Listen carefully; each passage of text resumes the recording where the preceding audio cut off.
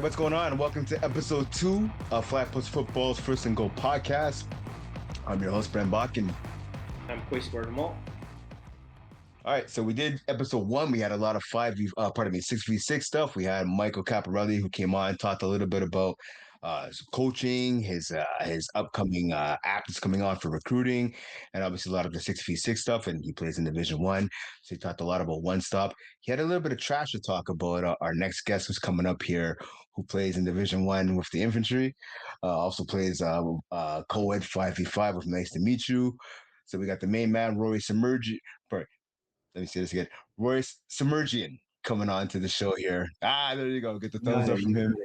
Again, obviously playing with the infantry in D1 and plays for Nice to Meet You and co-ed 5v5. He's been a member of FPF since 2017, so he's been playing for a while.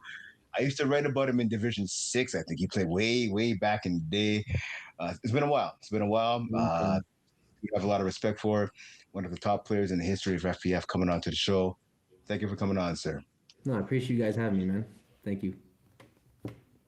All right, man. So let's hop into it, man. Obviously, 5v5 co-ed, the first show we've done it here in FPF. Yeah. You got your team. Nice to meet you. Playoffs are coming up for you guys. 7th place right now with 3-7 records. I mean, maybe not the record you guys wanted, but you guys are going to be in the dance. But before we get there, you guys are finishing off the regular season against Gundam. Mm-hmm. That's going to be this coming Sunday in Chateauguay. What has the FPF 5v5 experience for co-ed been like for you?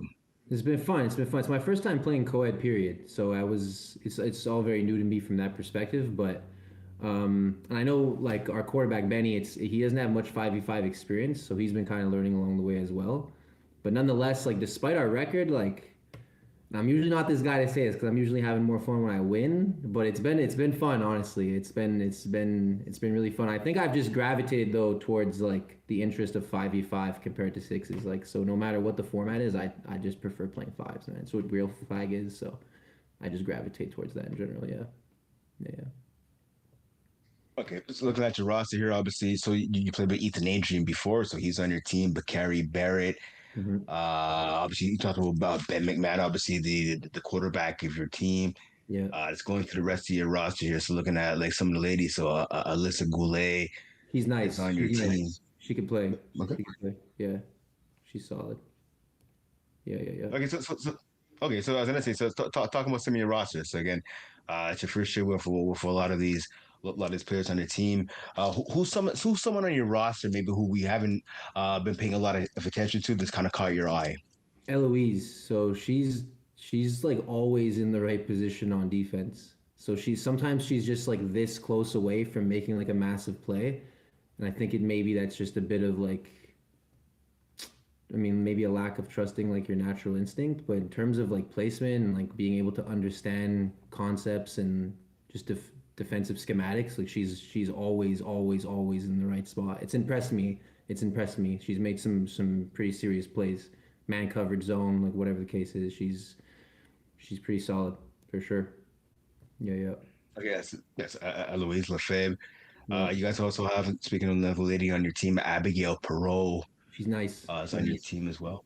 Yeah, she could ball for sure. The girls are super serious, honestly. Like her, Alyssa, Eloise, they're all really good. That's why it's like I'm trying to push Benny to kind of run this team back, just because apart from it being fun, there was a lot of potential for us to grow since the chemistry was so raw and like untapped, you know. So, but no, the team's pretty solid. Like you mentioned, Bakary, got Ethan. Obviously, Ethan plays where I play, and I play where Ethan plays. So we're like a duo basically that way. So it's been fun, man. It's been fun. It's a talented team. I think it's just gonna take time of kind of learning the game all together and learning to play with each other. You know what I mean?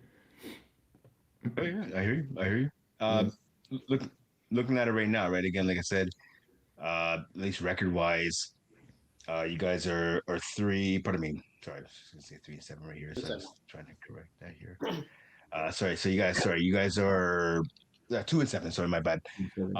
You look at some of the teams in your division, right? You have like Flag Montequal, obviously the Nato Priest brothers, Spicy Braves, obviously Joe Mayu, Maple Syrup, Airbuzz, obviously with Quaysie in this team, Sarah Parker, AT, and Dummies. How much? Okay, so you said you're having a lot of fun right now. what are some of the things you like about co-ed 5v5, and what are some of the things you maybe would like to see done differently in the future with this division? Damn, that's a good question. I think honestly,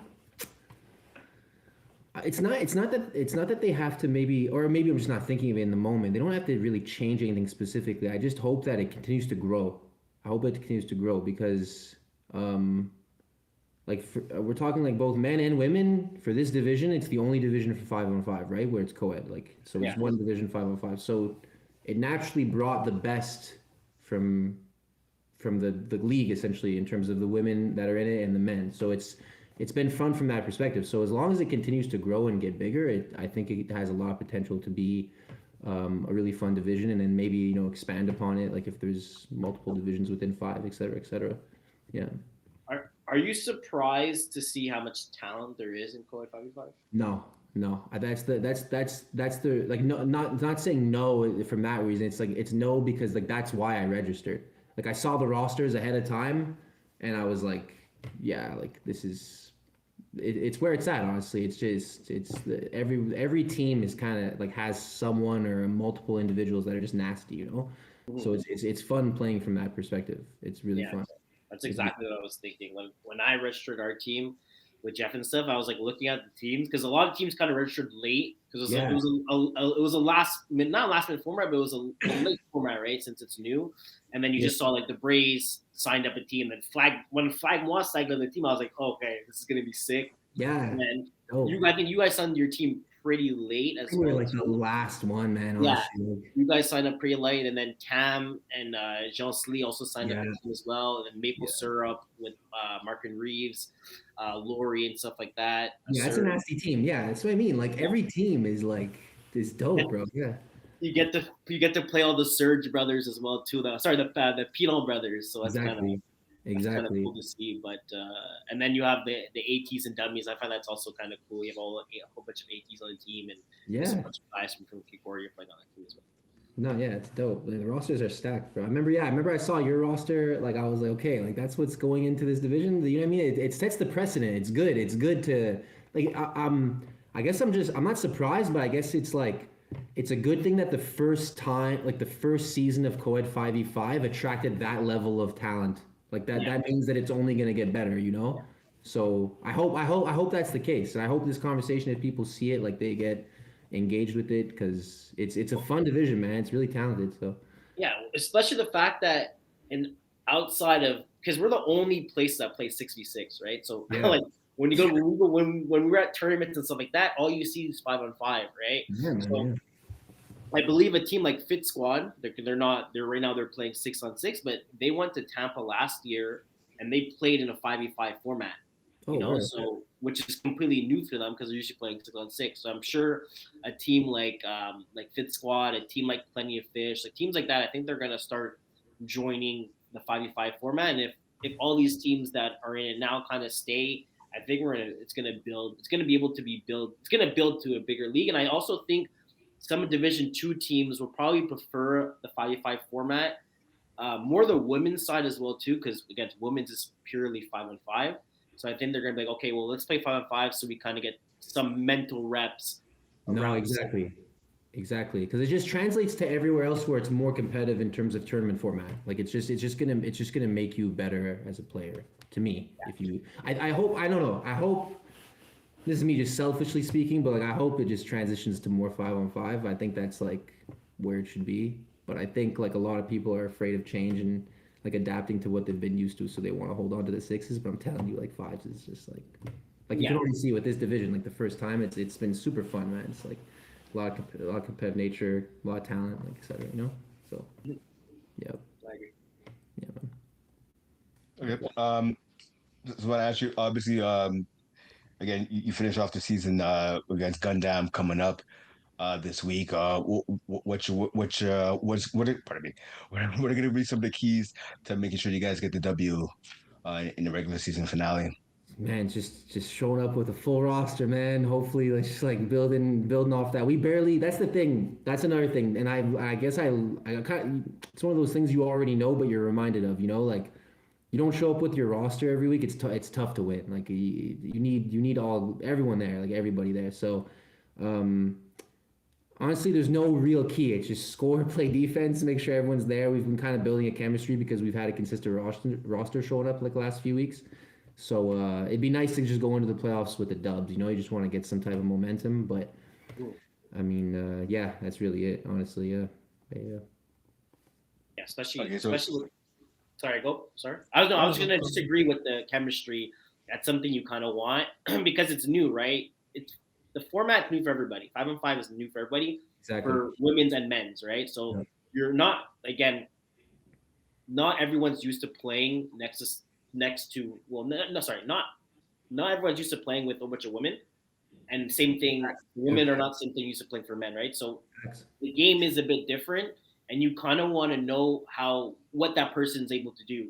So like, are they going to be able to take a hook from the outside? Or you're going to have to like. So chemistry is a huge thing, I think. So, yeah. No, that's a good point. Yeah, no, that's a good point. It's like you're really like if this is especially if it's your first time playing within division, the first 10 weeks are literally just to feel out what people are good at, and where they belong on the field. Like, because some are obviously going to be good at other things. It's really just a chemistry thing. Especially in your first season, that's literally what the first 10 weeks are for. And if you can translate that to the playoffs and you can get on a heater, and you can maybe make a run, but no, yeah, chemistry is massive, especially if it's your first time. Not even just playing with men and women, but even just the format in general, right? Like a lot of people haven't played fives or whatever, so it's big. It's big, yeah, for sure. Yep. All right, so it's going back a couple weeks ago, obviously with your team. Nice to meet you. You took on Quaysie's team, Airbuds. They got the last lap. They beat you guys back in week 7. It's a close game. They beat you 32-27. What do you remember about that game? And was it a fluke that Quaysie and those guys beat you, or maybe you see them down the road? What can you expect? Maybe you guys see them in the postseason. I don't think it was a fluke, but I definitely think we had an opportunity to win though. But I don't think it was a fluke. Like they just played better in the second half, I believe. I think just down the stretch they're just playing better than us. I know that we got clipped with a nasty pass interference call on like the last drive. Bakari was tugging on friggin' I think it was Breezeball, just a fade route. But it was warranted call. Like he PI'd him, you know. But it's one of those like so it's like it's tough taking an L at the end, kind of like that. But it was the right call at the same time. So it's one of those where like I'm not gonna be salty about the outcome, you know. It's just we deserve to lose. But do I think we can beat them? Like hell yeah, hell yeah. I think we can. But that's the thing. That's the thing with this team. It's we're so raw and like it's so new and chemistry is still like ever evolving. So there's not a team in the division where I'm like, oh shit, like we gotta face you guys. You know, like it's just, yeah, man. Like it's kind of like any given Sunday type thing. You know, it's like we can just get on a roll. Maybe we can get a dubs. But just come to play. Yeah, exactly. Come to play, come to the roster, make sure everyone's ready to do what they got to do. And as again, I completely agree with you. I think everybody in this division, maybe actually the one team that again I've been kind of hating on them the whole year, is the Team Rocket. I think that's the only team. Maybe they won't win as easily if they do show up. Did they win a game? No. Yeah, the 1-9. They won. They beat ATS and Dummies. Nah, that's crazy. I think Who was throwing for them? They beat who did they beat? There's no way. Because I'm not. They beat ATs and W's. Yeah. The score of 31. Who was throwing for ATs that day? Do you guys know? It was Emerson. That's surprising, man. Yeah, but again, it's also Emerson play well. He doesn't really play co-ed, right? I think this is. Yeah, but he's good. But he's nice though. Like he could ball. He could hoop. Yeah, but again, you have to realize sometimes it's certain like when you play with women's, it's slower, right? So post corners, certain routes don't work as much. You want to use your legs. Like it's not like Team Rocket's bad. They've been playing for like that. To be honest, their group is not bad. And also, I think they had a sub too. They had Did they have a consistent roster all year? Like were they showing up with a roster all year, or they were getting subs? It's like on and off. They had a couple subs here and there, but Guillaume is getting a win. So. Guillaume is their permanent quarterback? Yeah. Yeah, I don't know. That team looks rough, bro. I'm not gonna lie to you. Like Yeah, that's the only team I have to say it. Maybe it won't be as easy for them. But I've said at the beginning of the season, I kind of said they have the weakest roster out of the 8 teams. They have the weakest roster. But yo, honestly though, shout out to him though for going QB because that's tough, man. That's tough. Like, I respect it at the end of the day because like you're trying to Yeah, it's tough, no, bro. if they had a different quarterback and he was able to play receiver, and again, when you're playing quarterback and playing defense, like sometimes your head's not completely like right. It's a lot, but again, I'm gonna stick to what I kind of said. I think that's the only team where I'm like, okay, maybe they can't win versus everybody, but it's not even an opinion, bro. It's literally on paper. You know what I mean? Yeah, like, they're getting cooked, man. They're getting cooked. Like it's like it's not being mean. It's not being mean or anything. It's just what it is. It's just okay. Yeah, but bro, we got 2 wins. Like we're not exactly fucking like steamrolling people either. You know what I mean? So, yeah, but you guys are scoring points. That's the thing. Benny's putting the ball in the end zone. It's just sometimes he's Jameis Winston the throws. You know what I mean? We gotta fix that. You guys are still important. I also think you guys have better athletes on your team compared to what they have. Yeah, no, for sure, yeah, for sure. At least on paper, yeah. Yeah, but that's my opinion. I think everybody else, like any given Sunday, anyone could lose. Anyone could beat anybody except for them. No, I agree. Yeah, it's a learning experience, right? Like Guillaume Bellon, like you talked about, he's a quarterback, right? It's first time again for everybody, right? It's the first time playing co-ed 5v5, right? So it's a learning experience. So like maybe they get a little bit better. Like you said, get a bit more consistent of a roster, and maybe to be able to stack a couple of W's up. But I like the fact so you throwing Ben under the bus, call Ben. Jameis Winston. That's great. I thank you for that one, by the way. So next time I'm gonna see Ben when I score keep on Saturday. I'm not gonna call him Ben. His name is Jameis. No, don't do that to me. I'm gonna get conned for that. No. I'm playing Benny. If you see this, that's just a joke. I'm just thinking of one game where you were kind of Quaysie knows what I'm talking about. But it was just one game, Benny. Just one game. No, I love Benny, man. That's my guy. So I gotta say, if you never catch another touchdown pass the rest of the season, I think you'll know why. It's put that one out there right there. Yeah. Yeah, we'll see. I guess. Yeah. Nice. So let me ask you, man. Obviously, again, you've been in the league for a long time, right? You had a chance to play for your brother Sean. Currently not in the league right now, though, right? Sean's not playing. Sean had a baby right now. Yeah, he had a baby, so he's just chilling. Yeah. Nice.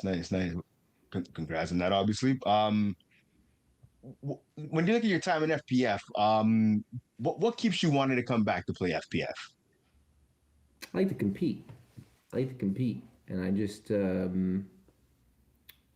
it's like it's just really the love of the game. It's not it's honestly like implementing fives has even shot it up another level. So it's really honestly growing. Like if that's just what my heart gravitates towards in terms of the game, because that, like I said, to me that's like what real flag is. But it's really just the passion, man. It's very much still there, and I don't think it's going away anytime soon. And it's funny, like I'm not unk yet, but I'm 31. I just turned 31 in March, and it's like I'm looking around at these youngins and I'm like, damn, like that was me just like not long ago. But at the same time, this is flag. This is not the NFL. Like your prime is automatically just extended by like another 8 years in this sport. You know what I mean? It's not like you're washed at like 34. You know what I mean? Like it's not even close. Especially if you take care of your body. You watch what you eat, train, all that shit. But no, yeah, it's easy to come back when you got also the people around me. Honestly, like I surround myself with pretty good people. Like the majority of them are honestly my friends too, and apart from teammates, like some are more strictly teammates than friends, honestly. But the majority of the time, like I'm just around really good people, and that makes coming back like way better. It's easy. It's light work. Yeah, especially like the vibes and stuff like that. For sure. It's always great when you're able to vibe playing sports, right? I think that's the one thing that. The reason why a lot of us literally play it still, because you still have that love. You have the love for the game, and it makes it so much better that you're able to express that with guys that you're playing with.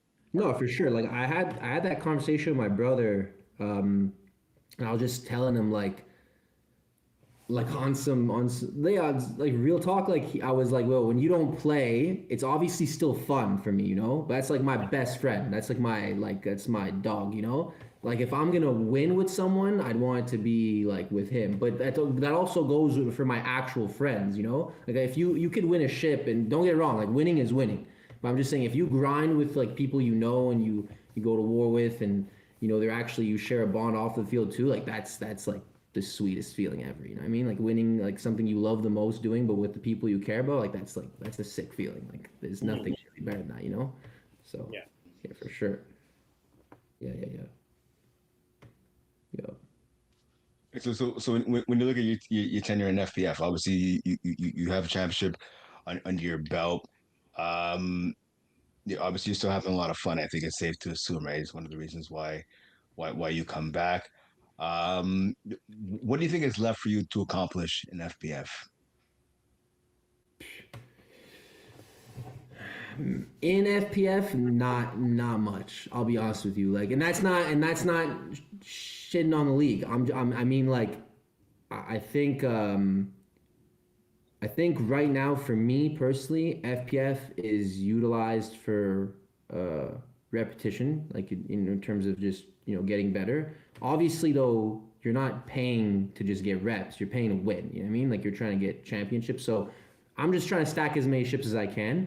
But at the same time, like selfishly, if I had a goal, it would just be to continue to get better, and just keep applying those skills and using those reps to other big tournaments like Quaysie alluded to before, like going to Florida, or there's tournaments globally, like KGP's trying to go to one in Paris. Like there's stuff like that to me is where my focus is more at. But nonetheless, the motivation and the chase to win championships is still the same height, you could say. But I don't like, yeah, that's like probably the best way I can answer that. Yeah.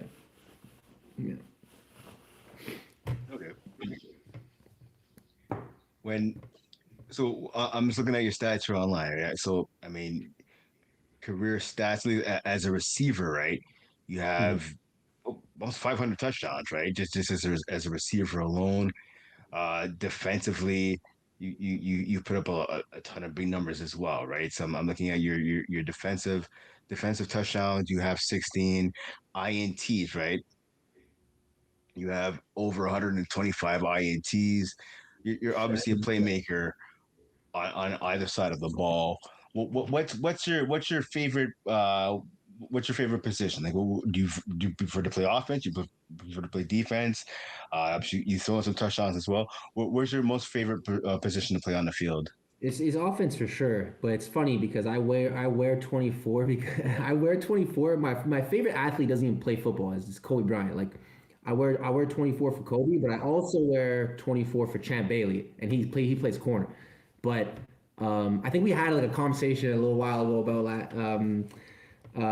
But yeah, like I'm definitely an offensive. If I had to choose like which to play for the rest of my career, it would be offense, just because I'm naturally better at it and I have more knowledge, and my skills are more honed for that position.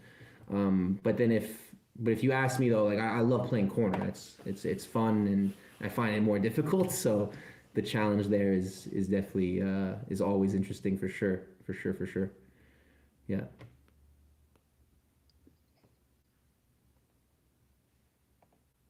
You gonna say something? You gonna say something crazy No, no, or? no, no, no. I was looking at his stats. That's all. I was looking at his stats. It's creeping me. Okay. So you mentioned obviously Champ Bailey. Obviously, I know you're a Buckles fan. Tough way to end the season last year with Jared Stidham kind of not leading you guys to that W over the Patriots. It is what it is. Obviously, it happens, right? Football's gonna break your heart sometimes, and obviously, no Bo Nix that played a role into you guys losing to the Pats. Uh, Yeah. how excited are you this coming season for your Denver Broncos?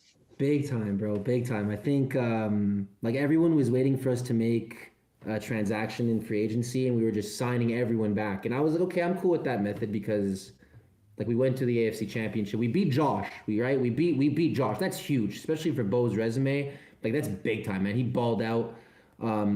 And he really did it with a bunch of tier 3, 4 receivers apart from Cortland Sutton. So going and then trading for Jalen Waddle, like no, bro, I'm super pumped. Defense is basically the same roster. You know, we lost a couple linebackers, but honestly, like we're good like that way.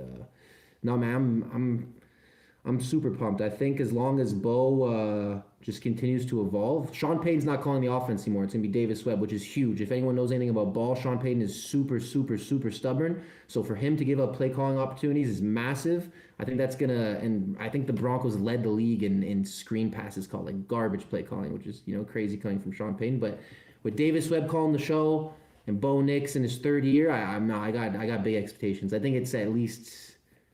I think they'll hit. I think they'll touch the AFC Championship. I don't know if they'll get past that, but I think they'll touch that. I think they'll touch that. Yeah, for sure. Yeah. Okay. So you look at the landscape right now, and obviously you guys are one of the top teams in the AFC. Just you guys. Obviously, I think it'll be a bounce back season for the Ravens. Your biggest rival still the Chiefs. I think Pat Mahomes. I mean, I hate the Chiefs, but I don't know if I hate the Chiefs as much as you do. I mean, I'm a Niners fan, so they broke my heart a couple of times Yeah, you in the probably do Super hate them Bowl. more than I do. Then you probably do it because you took some L's in the bowl. You took some L's in the bowl. That's different. 100%. Yeah. 100%. I still have some PTSD, man. Anyways, Damn. you got the Bills still. The Bills aren't going anywhere. I mean, we'll see what happens with new head coach. I mean, what's up with that? For you're talking about AFC Championship right now. Looking at your team again, like you said, you added Jalen Waddle. That defense isn't going anywhere, right? That defense Yeah. ideally is going to come back and be just as strong. Yeah. Um, what do you think you guys need to do to win the Super Bowl? Man, that's a good question. That's a good question. Cause like we're right there, honestly. Like I think I really think it's this simple. I really just think it comes down to Bo. And it's a shame that he basically fractured or broke, just flat out broke that ankle because his performances were up and down in terms of consistency, but there's one thing that he showed was it was poise. And the ability to win is a skill that a lot of people overlook. Some can win consistently, especially when your back's against the wall. Fourth quarter, like, is when you play best. Like Michael Jordan said, if I can drop all 30, be in the fourth. You know what I mean? Like, and that's what Bo was kind of doing. Like he was balling when it mattered. So it's really just up to him. If he can continue to just grow and put together more four quarters type of football instead of just, 1.5, I think it's a ship. I think it's a ship. Like if we beat the Patriots, I'm not saying we were gonna beat the Seahawks. That defense was on some other shit, you know.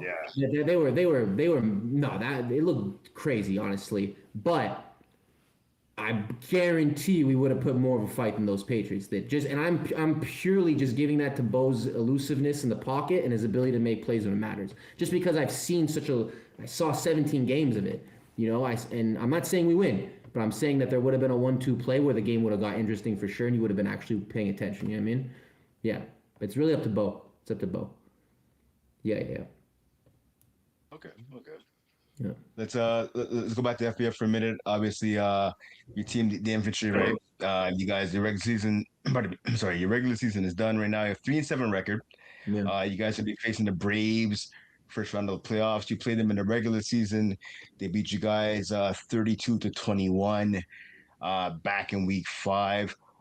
What did you guys learn from that game, and what do you have to do in the rematch come playoff time? Just come locked in, bro. This whole season was we talk about fielding a roster. We never had that. Like we never had a consistent 9, 8 guys to show up. So it's not that I'm overlooking anything because um, like I really believe in Kev Wyeth. Like I think like as long as he's at the helm, like my stress level is quite low. But at the same time, it's like we didn't really have a consistent roster to kind of build any chemistry with. So we're really just going into this next game like you just got nothing else matters. You know what I mean? You got to come locked in, just give 1,000% effort, and if you don't want to do that, you shouldn't be on the field. You know what I mean? But it's gonna be whatever road is ahead of us will be extremely difficult. But like I said, we got that guy at the helm. Like we have a chance. So yeah, yeah, Yeah, 100%, 100%. yeah. when you look at your roster, right? I mean, again, so like you said, you haven't had a consistent roster this season, and again, you're in the playoffs, right? That's all you can ask for. You're in the playoffs, and anything can happen. Um, when you look at Division One right now, right? I mean, again, obviously we talked about Division One in the previous episode, but since we have you on here, when you look at the standings right now, right? I mean, the Party Crashers 10-0, right? I mean that's nothing to turn your head at. They have been the class of this division. Yep. Where do you think, or you know what, I should just are they legit? Like, do you think they can go all the way, or what do you think? What do you think can maybe knock them off from going all the way to winning a championship? Because right now they're undefeated. Yeah, I've had some undefeated seasons and I've lost them all. So it's like I don't care. Like I'm not analyzing them based on their record. Like their record to me doesn't mean shit. Like it's like obviously it's important. Like you're undefeated, but I'm just looking at them like a talent perspective. Like they're for real. They're for real. Like they could easily like it'd be really theirs to lose. Like to be honest, like they've played very consistently. Their defense is stout and they have a good set of play calling and athleticism on offense. So it's kind of like a good balance of everything, really. And if you can put that together with just execution, that's really difficult to stop. So for sure, like they're about it for real. Like they're super talented. It's fun to play against them. Yeah. I think it's really them or obviously the Braves. They've been doing this to keep winning. So sure they might get in their way, but. Yeah, and then hopefully, Kev has something to say about, Yeah.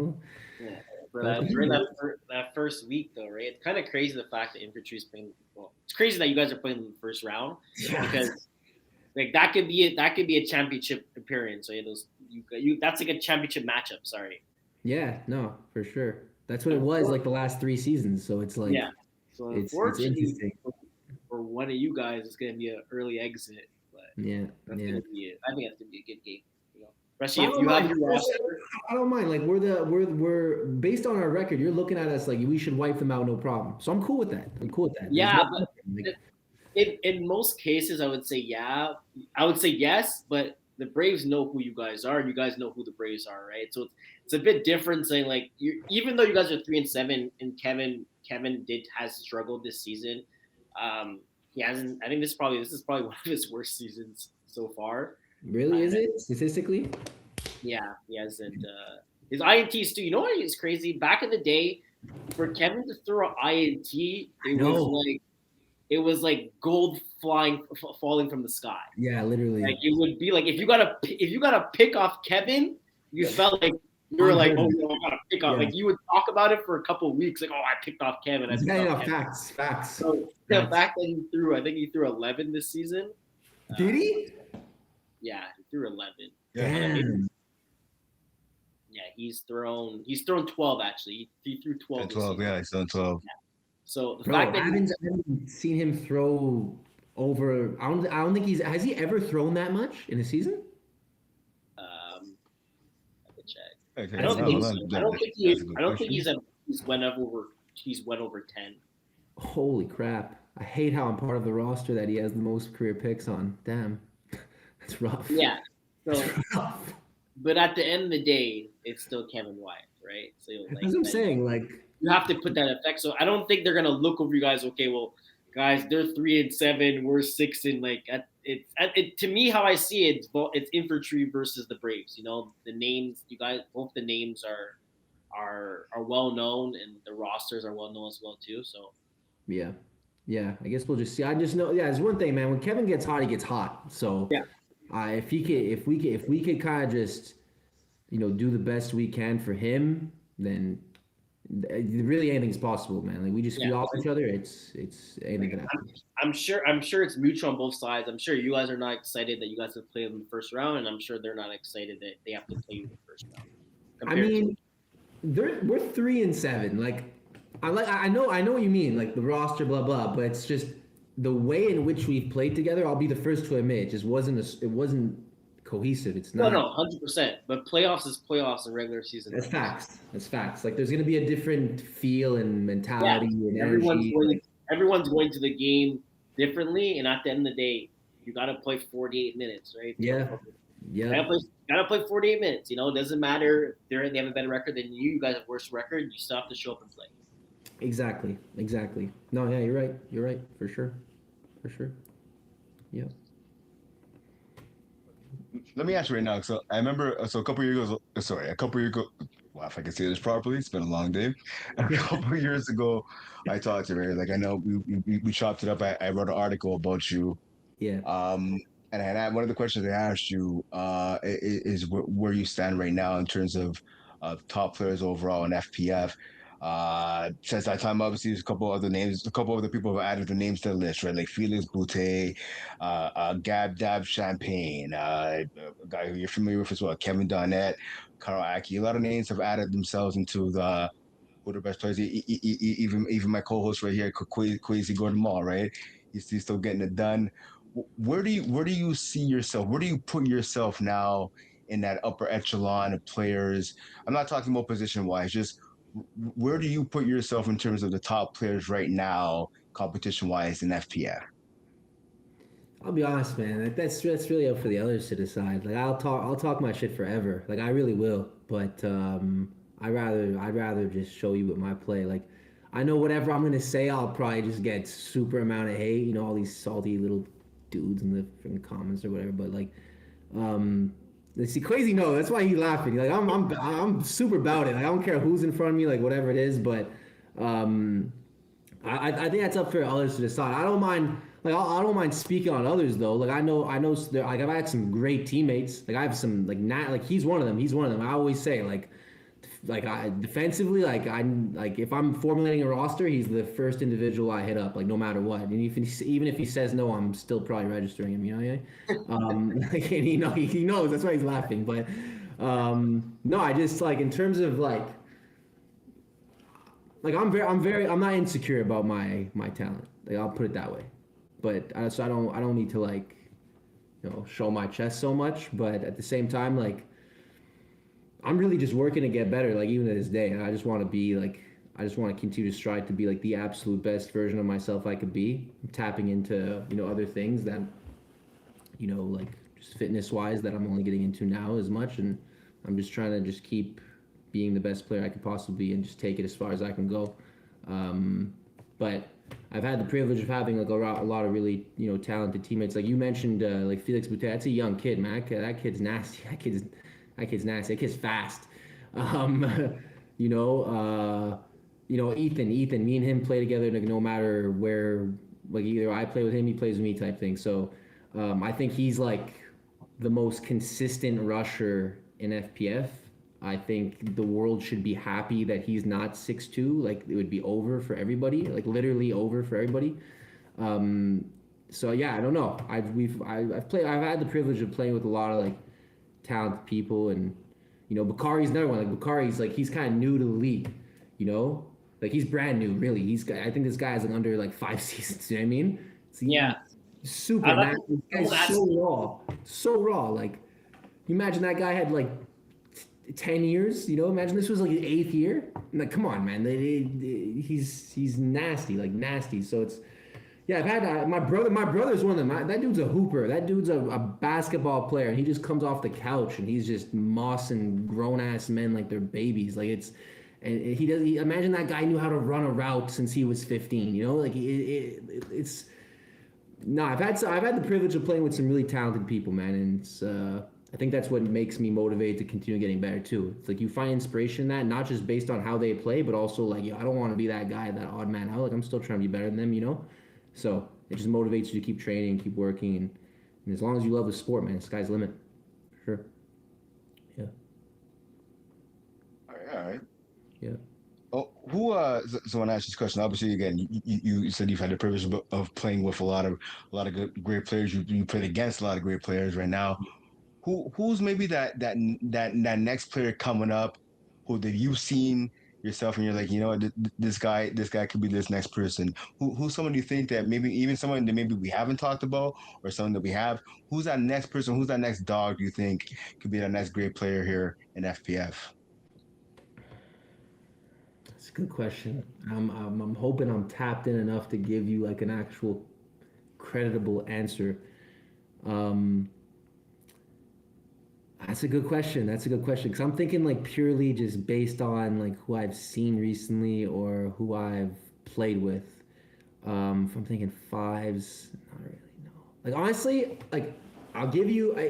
It's a teammate of mine, but and I just spoke about him. I just spoke about him, but Bakari. I really think like I'm gonna be working out with him a lot this summer, like a lot. Um, I think like if he takes little things a little bit more seriously, um, and I'm really being like serious. Like if he takes like he's probably gonna hate me for saying this, but if he takes like his diet and his training as seriously as he should, and he might like be able to explode like in the next like couple of years as like a and he's already a really good corner, but I mean like get up to even higher level. You know what I mean? But we're gonna be training a lot this summer, so I'm really looking forward to that, like iron sharpens iron type thing, you know. So yeah, I think he's one who could be like a really, I don't know, even better than he already is type thing. Yeah. All right, all right. Yeah, man. Like, any other questions, Quaysie, or you good? Are you done with the? Are you done with your questions? I'm good. I have maybe like one more, but I'm good. I got one more I can ask. Okay, go ahead. Okay. So you talked about obviously before again, in terms of again, what we talked about Bakari Bird, obviously one of the players you talked about. Um, when when you look at in terms of you said obviously again with the whole age thing, I mean, there's still a lot more game you have left. When you look at your legacy, when you pardon, when eventually when you think you're finally gonna be winding it down, and again that's not gonna be anytime soon, hopefully not anytime soon. What do you want your legacy in FPF to be about? Man, it's funny. Like I think I've already carved out a certain kind of like persona of myself. I know a lot of people see me. Like it depends on how what perspective you have of me. You know, um, like I definitely know people think I could play, but I'm talking like from a personable characteristic perspective. Like I know a lot of people think I'm hot, like a hothead, like crazy, crazy, crazy. And I'm not gonna lie, like younger me has probably done some things that have warranted those presumptions. You know.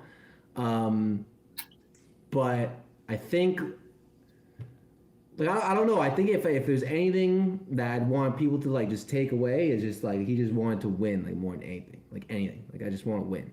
I just want to win. Like that's just what I was always bred to kind of like look up to, and it's where my competitive juice comes from, and you know my idol's Kobe. You know what I mean? Like it's just like that guy wasn't a fan favorite either, but we don't care. You know what I mean? It's like I'm not a LeBron. That's not my goat. You know, like it's Kobe. You know, it's the guy who just wants to win at all costs, and if you hurt people's feelings along the way, that's just what it is. That's just how it goes. That's just how it goes. You know what I mean? Yeah, yeah. Yeah. Okay. Before we came on with you, obviously we were talking to Ali Reza. When you were talking about Kobe, he's like, hell yeah. So you have a big fan of our producer Ali Reza. Let's go. Okay, yeah, you're a Kobe fan too. That's great. Okay. Okay. No, I still respect LeBron, but the Curry for sure. Curry's for sure in that top five for sure. Yeah, yeah. You're a Lakers fan? I was when Kobe was there. Okay. I was. You're gonna laugh at who I'm a fan of now. It's so random, bro. Like you would never get. I'm a Charlotte Hornets fan, bro. Like. Hey, listen, man. Okay. I'm gonna tell you, No, I'm a they're on Knicks fire. fan. They're on fire. They're on fire. Like. No, I'm kind of scared, dude. Playoffs are coming up. I'm not gonna lie. I'm a Duke fan, so Conkin Nipples, my guy. Yes, Yeah, I'll sir. kind of. I don't want to play you. I don't want to. If you guys get out there playing, Yeah, I don't man. know. I don't Yeah. know.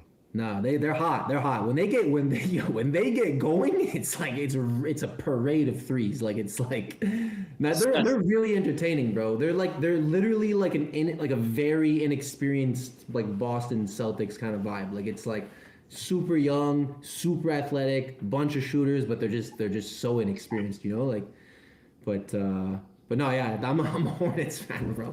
Kobe and then it's the Hornets. It's super random, but Okay. yeah. I mean, we got you guys. Actually, we got you guys on Sunday, the end of regular season. We got you guys on Sunday, man. You guys beat us last time. You're a Knicks fan, Detroit fan? I'm a Knicks fan. I'm a Knicks fan. I'm a Knicks fan. Okay, tough. No, so we got the better of you last time, I believe. And you did. You guys beat us. I want to say.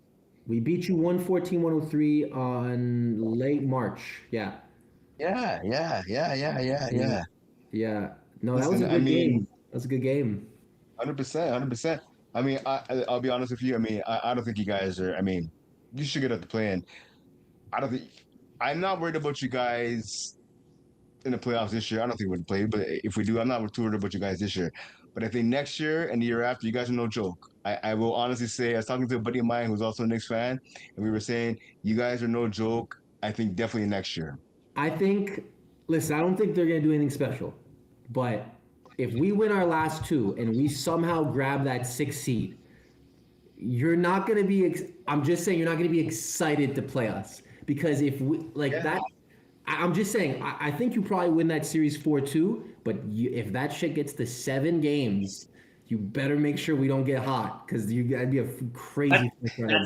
That's the thing, right? If you guys get hot, it's not fun. Right. It's the point where they're just. It's like you're watching a game and the shot's gonna go in no matter what. Maule about to shoot on his backwards, wrong way, going wrong way. Like when the ball just goes in. Yeah. And if you want Brandon Miller. If Brandon Miller starts off hot, because sometimes he's slow. Yeah. If he can start off hot too, that's something that they did.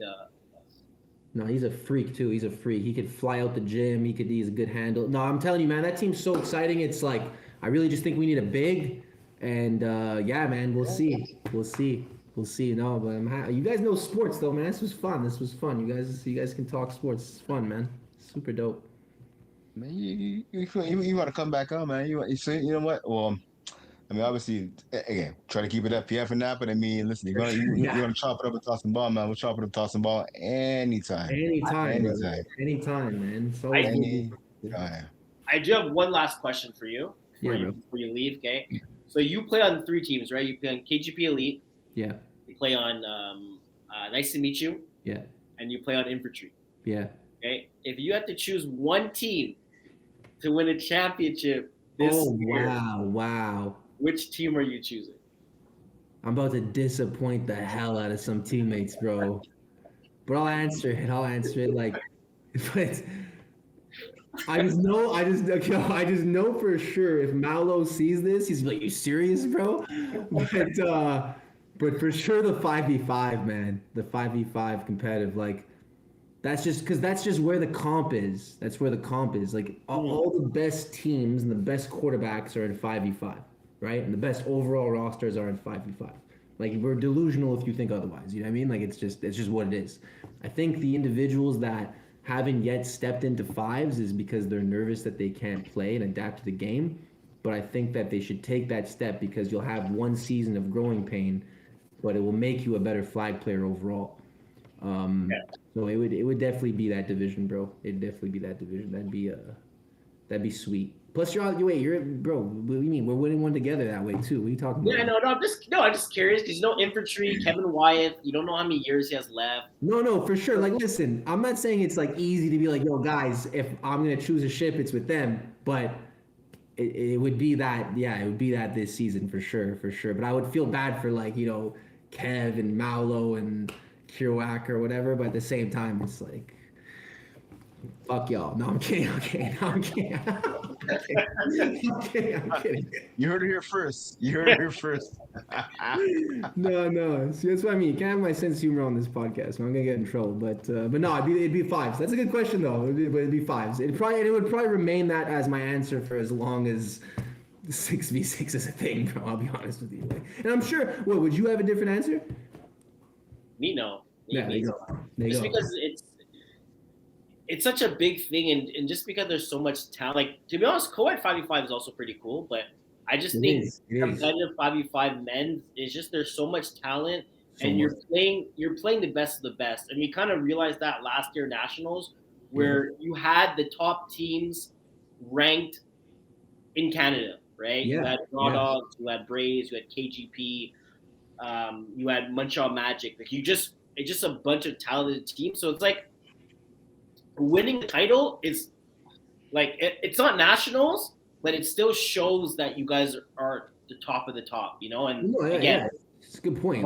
Like think about it. Think about it. All the best players, the national team is made up with a bunch of dudes from Quebec. You know what I'm trying to say? Like it's like yeah, or what, like 98% of the team or like 90% of the team.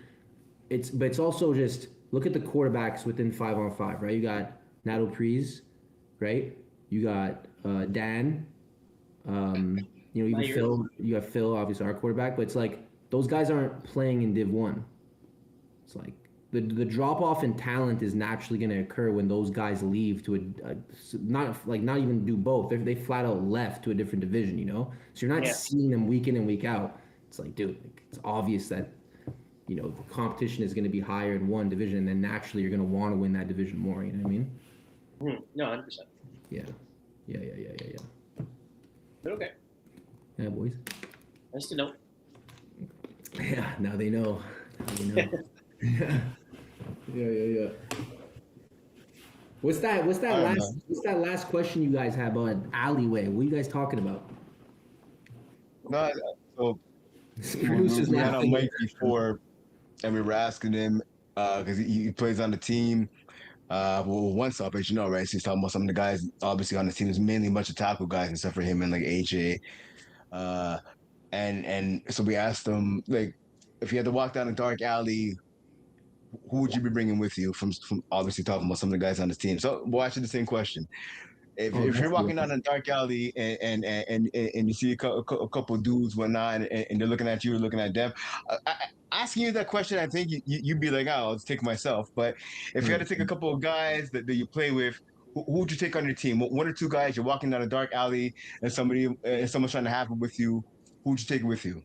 From a specific team or from anyone, like any team I play for, any teammate, like with Any teammate. honestly, Any man. teammate. I'm taking Benny, no doubt. I'm just fucking out, messing out. No, I'm protecting Benny. No, I threw him under the bus twice. No, it's my guy, man. We can't even air that. Cut that. But no. Honestly, damn. I don't know. Like, probably. Like I talked to Quaysie mentioned Bakari, it'd probably be him, But honestly, like Sean's technically on the roster, you know. I'm taking my brother. Like that's what I'm rolling with down a dark alley, you know what I mean? Like but there's no one you said it, Brent. I'm taking me, man. I'm taking me. Like me or you at that point. Like and then I'll be selfless. You know, I'm not gonna put my teammates in danger. I'll fight that battle. No, yeah, that's a good question. That's funny, man. That's funny. Oh man. Who's talking shit? You said someone was talking shit about me before? No, he was. Yeah, Brent was so- talking shit. It was a joke. Nah, so Who's talking no, shit? so it was so we had, like I said, we had Mike Caparelli from One Stop. He wasn't talking shit. He wasn't talking that much shit. And Quaysie was talking shit about beating you guys a couple of weeks ago. Quaysie's like, Rory ain't shit. Quaysie's like, yeah, Rory. Nah, fuck it. No one was talking. I was gonna say, it doesn't even sound like him. I was like, what? Like, okay. Trolling. You guys you the media now, you know, you're trying to get a rise out of me. It's all good. That was fun, boys. It was fun, man. Have me on any time. I love talking with you guys. That was fun, guys. Listen, it was our pleasure to have you on, man. Appreciate you taking some time to come on and chop it up. Of course. It's always fun. I appreciate you guys, man. Have a good rest of your evening, boys. Thanks for having me. You too. I Good luck appreciate you, man. Of course, bro. Yep. Peace, guys. All right. All right, man. All right, so that was we had Rory Semerjian, from a bunch of different teams here in FPF, obviously. Nice to meet you with KGP, with the infantry, obviously. It's always a good time having players come on the show. And like you said, obviously, if anyone out there wants to come on the show, male, female, co-ed, 5v5, women's, whatever, reach out, come on the show. More people, the better. Good times. Okay, let's All right. hop into women's three. Let's get. To be honest with you, I think the last time we talked about women's three, there's only. To be honest with you, we kind of talked about everything already. So, Yeah, because pretty much. we did the last podcast on the Monday. The only game we didn't get is Spartans versus CCL. Spartans take that game 39-12. Last two games of the season, last few games in week 15 is Lehubu versus A Town, so that's going to be a very interesting game. We kind of talked about it a bit, and then CCL versus She Sparks. We kind of talked about how good She Sparks are playing right now. Right now they're in the second seed. They can't, unless Lehibu loses, they can't jump them. So it's going to be interesting to see who's going to have the first seed, who's going to have the second seed. We talked about how the Lioness did the last game of the season, how they scored a good amount of points. But that's about it. I think, to be honest with you, going next week, we kind of could talk about playoff matchups, and that's about it for women's three. Okay, so yeah, women's two. Yeah, going to women's two now. Right here. Yeah, so women's two. Yeah, so sorry. Go ahead. I was gonna say yeah, like for the ladies and women's too. Yeah, pretty much. Yeah, it's a chaos. Chaos laying the beat down. 34-12. And Cavaliers beat the EB. Yeah, so that took place this past Monday at Stady Bear. So for um, so for chaos here, just looking at it. So for chaos, I believe, yeah. So that's a bounce back win for chaos again. Chaos got smoked like we said last time out, 43-19 by Nomad. So good bounce back win for a veteran squad there in chaos. Looking at it here, pardon me. Allison Sobo, so she bounced back. 5 TDs for her.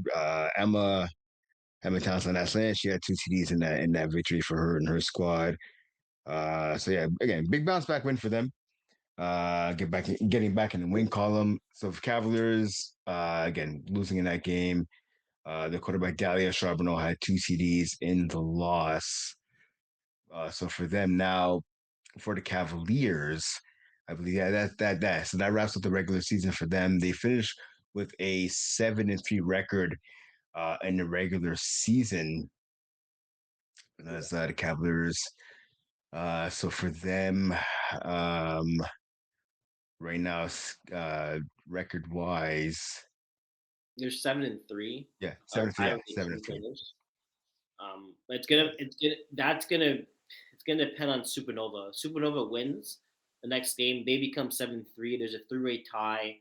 The Cavaliers will most likely drop down to the 6th seed if Supernova wins, because there'll be a three-way tie, and they'll have the most points against. So they go from the 4th seed to the 6th seed if Supernova wins their next game versus La Sorority.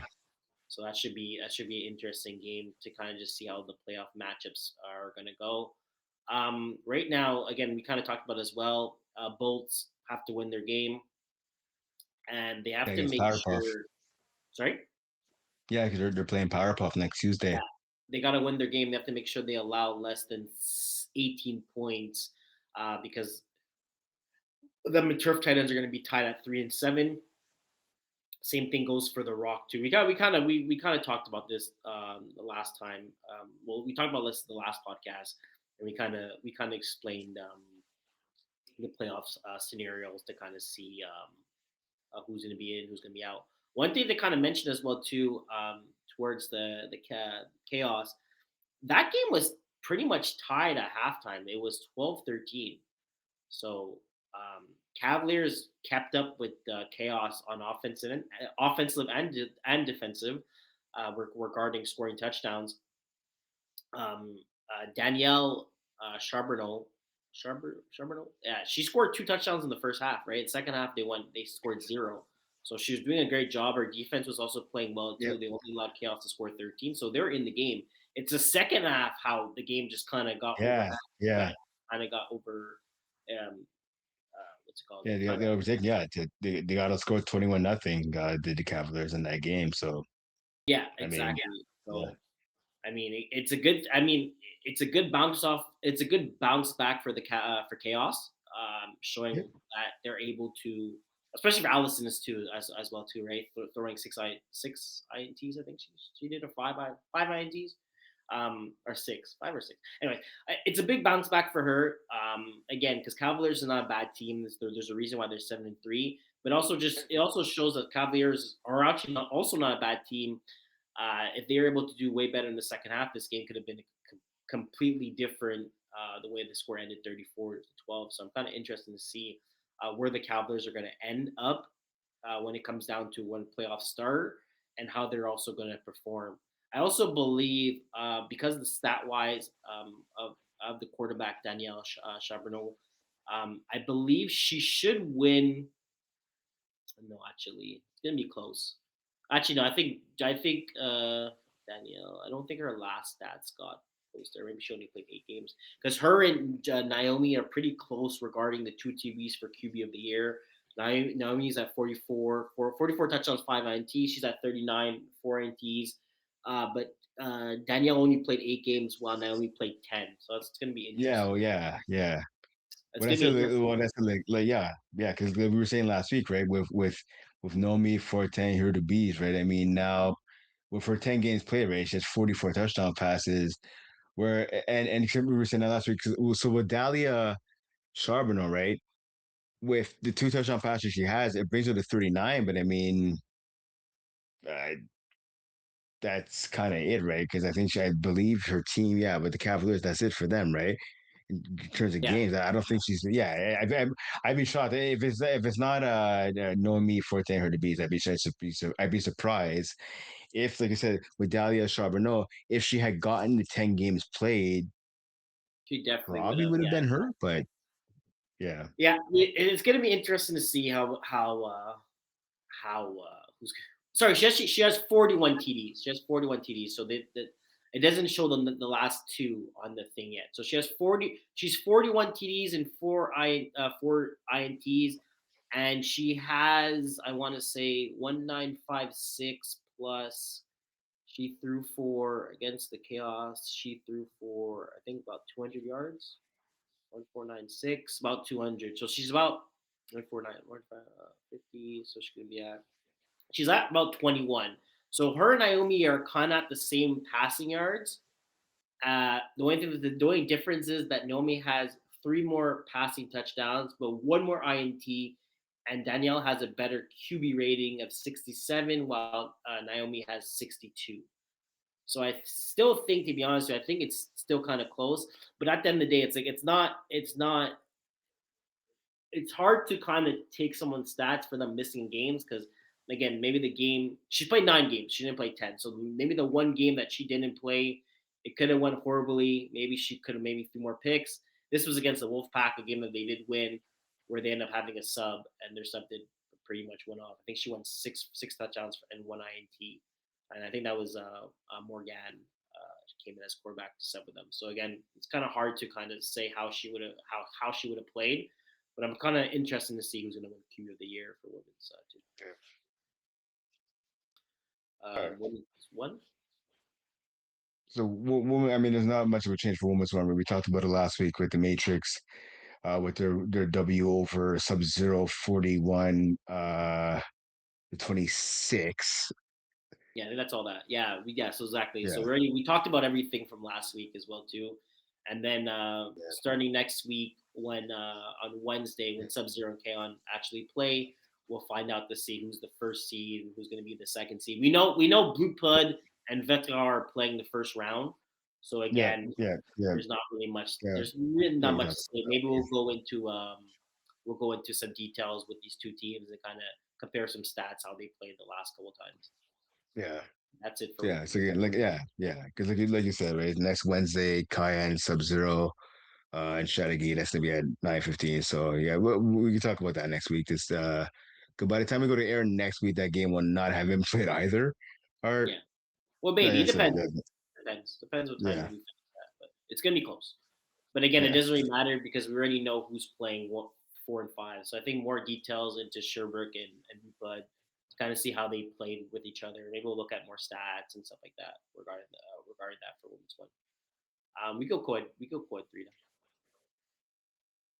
We go Right. quad three Bud two. Yeah. Quad three. Just looking at the schedule for quad three. So we talked about pretty much everybody except for Enzo, Cartel, and Flamingos. I think that's one again that we didn't talk about since we did the podcast kind of later for this division.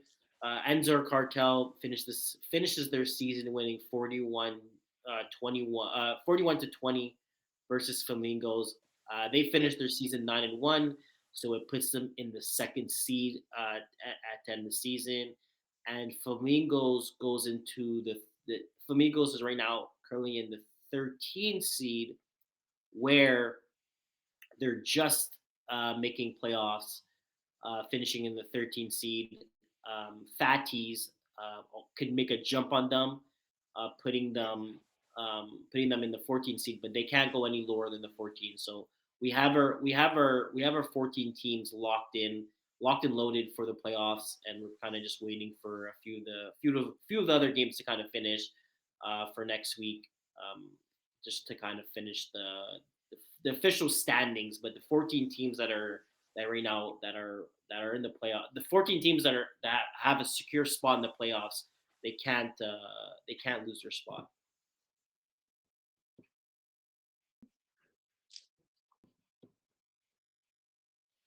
And then going into week 15, we have You Touch It, You Catch It versus Fatties. So again, that's a game for Fatties to kind of jump up in the standings. Yep. They play You Touch It, Catch It. You Touch It, Catch It could also win that game. They could jump up They could jump up to the 8th seed and Sponsor. bring down Shadow Squad and Hill Mary Popping. So that's going to be interesting to see for that game. And then we finish with Shaquille Oatmeal versus Sakapil. Sakapil is unfortunately out of playoffs, so Shaquille Oatmeal is just looking to kind of jump up a bit of the standings too right now. Actually, wait. Yeah, Shaquille O'Neal is at the 7. They could go up to 7-3, so they could jump the Steelers. They'll finish 8-2. We kind of talked about they could jump up to the 4th seed against the Steelers, and I believe top 4 teams get a bye, so that's going to be a pretty big game for them. And then we finish with the last game. It's going to be Hawk Dogs versus One Niners, and Hawk Dogs are 1-8, and One Niners are 3-6. And unfortunately for them, they can't really make a jump. They could make sure they secure their spot in the 12th seed. And that's it for co-ed 3. Yep. So we'll go co-ed 2. Yep. Yeah. So looking at pardon me, looking at COVID 2 years, waiting for so computer's a little slow here. All right. So yeah, we look at the remaining schedule right, in this division. What's that? Specifically, sorry. All the games are done. Yeah, all the games are done exactly. I was gonna say, well, because at least in terms of well, schedule wise, at least in terms of the last time we were here, right? Mhm. So we have, I know, Monday night we had back at pass up, knocking off easy fun to end week 14 for 26-7 victory. And believe so. We talk about Les Woos against Sour Patch Kids? Yep. Yeah, we did. Yeah. All right. So well, there you go. There's All only, right. there's So only that one game that we didn't talk about. And then for standing for playoffs, pretty much again, we'll talk about it next week. We'll give a breakdown on the teams who's playing. Just a little recap: wild card round, 11 versus 14, 12 versus 13. And the top four teams get a bye. So Venom, they lose, back that pass up, and Block Party is going to be getting their officially bye. And back that pass up winning that last game versus ECW actually got them into that third seed where they're able to get that first round bye. So that was a big game. That was a big win for them. Beating ECW, Easy Fun. And then the teams that are eliminated are McNuggies, All Day Every Day, Easy Fun, Party Mix, and the Gone Chumps. And then everybody else, the top four teams are making it. And again, we'll talk for the next podcast. We'll break down the playoff matchups and stuff like that. Code 1. Yeah. All right, so Code 1. As I know, I think we left off with the Saturday, right, with the merge 2.0 knocking off Silly Geese 42 to 40 in that matchup, and I think that's pretty much where we did. Yeah, that's the one game. Yeah, we didn't have a chance to get into last Saturday, and then so that was in Broussard. So yeah, again, merge merge 2.0. Pardon me, with the 42-40 victory over Silly Geese. Marc-Andre Rees 5 TD passes in that win. Kevin Wyeth also 5 TD passes as well in that W. In that loss, I should say. Pardon me, my apologies. we talked. Marc-Andre Rees. Yeah, we talked about that. Yeah. We okay. Okay. So yeah. Okay. The game that we didn't talk about was Lego My Flag getting destroyed by Silly Geese, 49-18. But if you're looking at the roster and the thing, you had Paul and you had Adam Malinoff playing quarterback. Jeff Rosenblatt wasn't there for that game. Kevin Wyeth had a perfect game, 20 for 25, 194 yards, 5 TDs. Emma Townsend had a good game, 6 for 6, 77 yards, 1 touchdown. Gigi, great game as well, 3 TDs there. Defense played well. You had Kevin Wyeth also got to play some defense. He had 2 tackles. Matt Kerouac also came in, subbed in there with these guys. He snapped a bit. Got a pick 6. So I'm curious to know if it was a pick 6 from the rush. So maybe I'm pretty sure he was rushing. So maybe he got one of those pick 6, the famous pick 6 that him and Isaiah are kind of known for. He's also one of those guys that get a pretty good read on quarterbacks when they're about to throw it and they get those bat downs and they catch in the air. So I'm kind of curious to see that. And also you had Charles Champagne that also got a pick 6 as well too. So interested to see the blowout from this team. Just look at the standings as well too. That win from Silly Geese kind of puts them in a better spot to claim the number 2 seed. We do have one game left. Lego My Flag is playing Fit Squad. So if Lego My Flag wins that game, they finish the season 7-3, and they will jump Silly Geese as well because they'll have tiebreakers will be 1-1 and there'll be points again. So Lego My Flag has to just make sure they win the game and they make sure and they don't allow Fit Squad to score more than 34 points. If that happens, they will secure the number 2 seed. If not, it kind of basically means that Silly Goose will jump them and they'll get into the number 2 seed if they end up losing as well too. So 2 things have to happen. They have to lose. They have to win and make sure they're not that they have to make sure that Fit Squad doesn't score more than 34 points. And then it's gonna be interesting to see for playoffs because we might get so the top 6 teams make playoffs. So Plenty of Fish is officially eliminated. We might see one Merge gonna play Legontuk, depending on 3-4. So whoever is finishing second plays Fit Squad. But the number 3rd seed is gonna play IGT.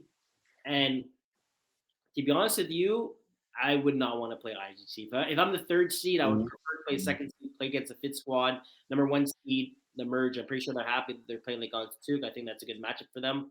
But that 3rd seed playing the IG team that's kind of hungry and they're kind of figuring some things out, going 3-4 in the last 4 games. They're definitely going to be a team that they're not just going to kind of bend over and let you kind of end up taking. Yeah. Yeah, they're a well-known team. They've been in the league for a while. You know, these guys are coming out to play and they're coming for blood. You know, so it's gonna be that the Lego My Flags game is gonna be interesting because if they end up losing that game versus Fit Squad, uh, they allow Silly Geese to kind of jump them and they make it a harder matchup to play against. I guess also Fit Squad's not a bad team too. So, but at the end of Yeah, the day, I think they're a veteran squad, right? Their first squad's a veteran squad. They've been around the block a couple of times, and yeah, like for sure. I just rather play. yeah, I rather play Fit Squad than IG Team. I just think IG Team has more playmakers and Jean Slee, his twin brother. You have Constance. You have some players that could take over a game. Gucci compared to Fit Squad, where I don't think they could take over a game as much as some of the players from IG2. again, sorry, pardon me. Let's wait and see what happens with that game. I mean, you don't want to just assume the ways to go one way or another. Again, with this fits, pardon me, with the IG team. Sorry, my computer was just bugging out there a little bit. Sorry, my apologies. Yeah, I mean, with Fit Squad or like on my flag. I mean, with Fit Squad. I mean, yeah. Would you rather play the IG team? No, I mean, I'd rather not have to play them from them. But I mean, again, you never know, right? Again, we have to wait and see what happens once the playoffs start in Yeah, this for sure. division. Because I mean, anything could happen. We see it all the time. Anything could happen, and you have to go onto the field. And doesn't matter what the record. Doesn't matter what the record is, especially the postseason, right? You have to go out onto the field. We'll see what happens. I mean, because again, especially like if you're looking at this matchup here, right? Um, Fit squad, you don't just want to assume. Yes, you rather play Fit squad, but again, see what happens once the playoffs start. Um, let's go intermediate. Yeah. So in the final 2 minutes or so, We can go intermediate, and then we'll there finish you go. with competitive It's final five. intermediate again. Looking at it here, nothing changes from the last time. Again, we have week 14 tomorrow. We have Team Quebec U18 against the Hungry Hippos. That'll wrap up the only game of week 14, and then week 15, right? We have Team Quebec U16 against the Les Benchwarmers and Hungry Hippos against Team Quebec U18 to wrap up the final week of action. And that's going to be next Tuesday. We'll have those games. So, I mean, those games will be played next Tuesday, I should say. Pardon me. So the only thing that could change right now, at least, again, the game between the Hungry Hippos and Team Quebec U18. We have to wait and see what happens with that game. Of course, that game is scheduled to take place tomorrow in Chateauguay. Mhm. Um, as far as that changing the standings, so to speak, Well, if again Team here, right? Quebec So win the next two games, they sorry. could jump. If Team Quebec wins the next two games, they could jump in as the number two seed, and then Yeah, bring the yeah, flag to but the bottom. exactly. And then So I have to see if they can win their next two, because yeah, you're right. They could hop over Flags Don't Lie, because Flags Don't Lie, their schedule is already done. They played their 10 games, they're 7-3, so right. So Team Quebec U18 can win their final two. Like you said, they'll leapfrog Flags Don't Lie for second. Um, and Hungry, pardon me, Hungry Hippos. So big game for them. Like I said, coming up tomorrow against Team Quebec U18. If Hungry Hippos could win, right? Hungry Hippos, they could finish right now. They're in fifth. They would potential then higher. Oh, finish potentially fourth right now, but it depends on a lot of things. Right? It depends on again them getting into W. yeah. Because They right also have the now, tiebreak. They have the sorry, tiebreak. No, red zone and them are they have they're tied for tiebreak, so it's gonna go. It's gonna be points against. once again, it's exactly. But they have to So play. They have to beat Team Quebec twice. I don't think it's gonna. I think that's gonna be. yeah, I don't think it's gonna That's happen. gonna be the easiest thing to do, especially be the team. Well, maybe they could beat them once, but to be a team twice, especially a team like Team Quebec, that's really good at adapting. Not gonna be the easiest thing to do. And then Benchwarmers in Quebec U16. Looking at it here, I mean, the bench warmers. Listen, they have a chance. I mean, they don't want to finish 0-10. They have a chance against Team Quebec U16. Again, Team Quebec U16 with a 2-7 record. I mean, we've seen crazier things happen. Uh, Again, this is for the bench warmers. They don't want to go winless. So this is a chance. This is the opportunity to get off the schneid and get that win. At least go into the offseason, so to speak, on a high note. We'll have to see if they can do that again. Right now, 0-9. Let's take on the They two make and 17. they But make wait and playoffs see what too. happens. Sorry. They make playoffs too. And that's what I'm saying. You rather go in there with a win versus them being 0-10, right? Very true. Very true. Competitive 5v5. 5v5. So we had a few games that happened. Going down to the last week. I think it's not opening up. Yeah, same here. I'm waiting for it here. Same here as So week 14, we talked about pretty much week 14 a bit. We talked about Blue Dry Norgard, the struggles in Norgard this year. Party Crashers takes care of KGP. We talked about that too. Braves, remember we kind of talked about the Braves and the Montreal rival. Braves pits a beat down on Montreal Magic. They went 38-12. They pretty much had their full roster. Both teams kind of had their full roster. So Montreal Magic this year is a struggle. They're missing their number one key receiver, AJ Gomez. So you kind of can see the effect of how the season is going. Also, the roster hasn't been consistent as well too. Dan's kind of trying to find some players to kind of replace him and just kind of get players to kind of get a good momentum going. It's not working the best.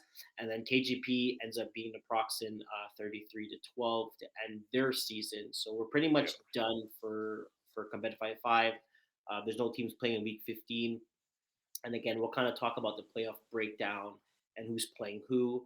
One team doesn't make the playoffs, and that's no regard. And then we have the playoff matchups: 1 versus 8, 2 versus 7, 3 versus 6, 4 versus 5. So we're gonna have some pretty good matchups that we're kind of talking about. Again, we're gonna see a Montreal Magic versus Braves again, that rematch. You're gonna see a KGP versus Flagma that they just played. The new Blue Dry 10.1 versus Party Crashers. That's pretty much dominating the league this year. And then you have the brand new Blue Dry 10.1. So we're going to see how they're going to do in the playoffs. But we'll talk about that next week, because one thing about one thing about competitive 5, the first round I believe is like May 28th. So or April 28th. April 28th is the first round. April 28th is the first round for 5v5. So it's gonna be there's 3 weeks off for pretty much every single team before the first round happens. So we have lots of time to kind of talk about the matchups and stuff. all right. So I think that wraps it up for we've done all the ladies, we've done 5v5, we've done co-ed. Don't forget, spring season is coming up. Registration has already opened back on April 3rd.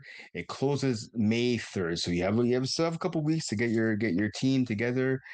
If you want to get in as a team, register yourself. If you want to register yourself as an individual, you can register yourself. Again, go to FlagPlusFootball.com to find out everything, or you can go to info@FlagPlusFootball.com to find out all the information. But like I said, registration has already opened.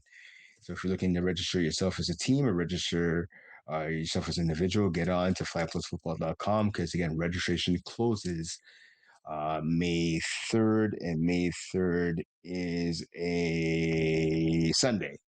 So Yeah. still a couple of weeks left, but don't wait too long because spots are filling up quick here for the spring season. Yes, sir. Yeah. That's pretty much it. Good luck for the rest of the teams that have their week 15 games. Make sure you stay healthy. Make sure, for some reason, if you have one player that has four games, he needs that fifth game. Make sure they show up. Make sure if any doctors know any situation like that, message the league now. Don't wait until the next day. Don't wait a week before. Don't wait a day before. Get all the information done. You don't want to go through the struggle of having the league have to message you back. You'll be surprised how many teams send doctors notes and stuff like that. So get that all done with in advance. So you don't have to deal with any of the stress. There you go. So that'll do it for this episode. Thanks to Rory Semerjian, who came on to the pod earlier. You can hear what he had to say about his 5v5 co-ed team, and he chopped it up, talked about his Denver Broncos. So if you're a Broncos fan, you probably like that. That'll do it. We'll be back next week with all the playoff matchups and what's happening. So make sure to tune in, and thank you for tuning in this week's episode. Brent, he's Quaysie. We'll see you next week. Thank you to Ali Reza, who's back. And have a good night. See you next time. Put the place up. Yeah, we know